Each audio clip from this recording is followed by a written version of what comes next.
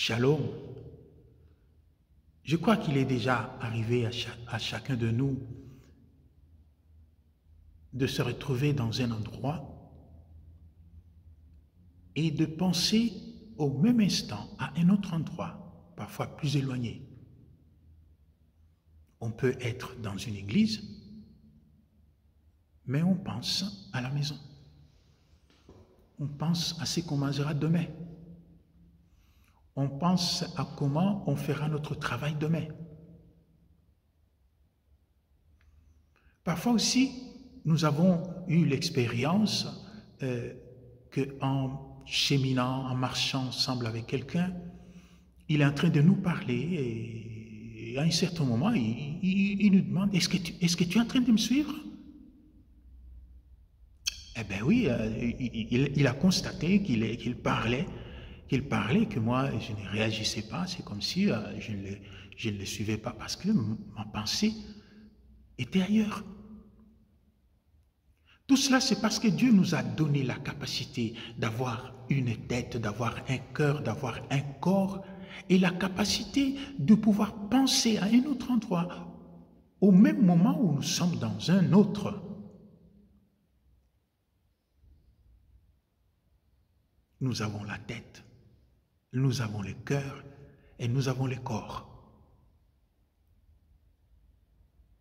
Avec ces trois entités de notre existence humaine, nous pouvons faire du mal ou bien faire du bien. Avec notre corps, nous pouvons faire du bien. Ces mains peuvent construire une maison pour loger les personnes. Ces mains peuvent donner, faire de l'aumône pour soulager la misère des gens. Mais ces mains peuvent aussi étrangler les personnes. Ces mains peuvent provoquer la mort de quelqu'un.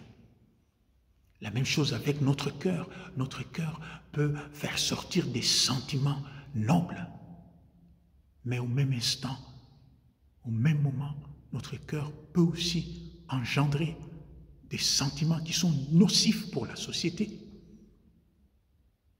Notre tête, notre pensée, notre intelligence peut faire des choses merveilleuses pour l'humanité.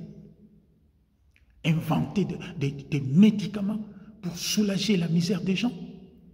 Mais avec la même intelligence, avec la même tête, nous pouvons aussi inventer des choses négatives pour la misère des autres, des vaccins, des tas de choses négatives pour faire mal aux gens.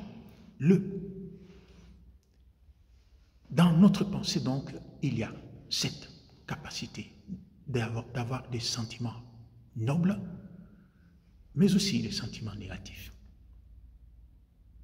C'est pourquoi Jésus dit « Aimez Dieu » avec toute sa tête, avec tout son corps, avec tout son cœur. Ça, c'est le premier commandement qui est la réponse de Jésus à la question des pharisiens. Quel est le commandement le plus important? Le deuxième commandement, ajoute Jésus, est semblable au premier, c'est-à-dire aimer l'autre, le prochain, comme soi-même. Ce que je voudrais qu'on fasse sur moi, que je sois le premier à le faire sur mon prochain. Qui de nous est content s'il entre dans une maison et trouve que ses amis sont en train de parler mal de lui? Il ne sera pas content. Alors si je ne suis pas content parce qu'on parle mal de moi, pourquoi alors je dois parler mal des autres? Pourquoi ma petite bouche ne se ferme pas pour parler mal des autres? Pourquoi avec ma petite bouche je me donne le toupet de condamner les autres? Qui m'a institué juge pour que je devienne celui qui doit condamner les autres? Tu as bien fait, tu as fait ceci, mais celui-là, qu'est-ce qu'il croit? Donc aujourd'hui, Jésus nous rappelle ce grand commandement, aimer Dieu avec son corps, tout son corps, avec son cœur, tout son cœur, avec son intelligence, sa tête et toute sa tête.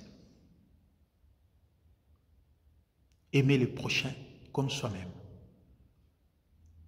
C'est de ces deux commandements que dépendent toute la loi et tous les prophètes. Voilà cette réponse que Jésus avait donnée aux disciples il y a plusieurs siècles passés, et elle est encore valable aujourd'hui. Quitte à toi, quitte à moi, quitte à nous, de réaliser ce commandement dans notre vie, d'aimer Dieu sans réserve, d'aimer Dieu avec notre intelligence, de faire du bien avec nos mains, de faire sortir des sentiments positifs avec notre cœur et d'aimer notre voisin, notre prochain, comme nous-mêmes. Que le Seigneur nous bénisse et qu'il nous donne le courage, non pas seulement de penser ce qui est bien, mais de réaliser ce que nous avons pensé. De réaliser le bien que nous avons cogité. Shalom et bon dimanche à vous tous.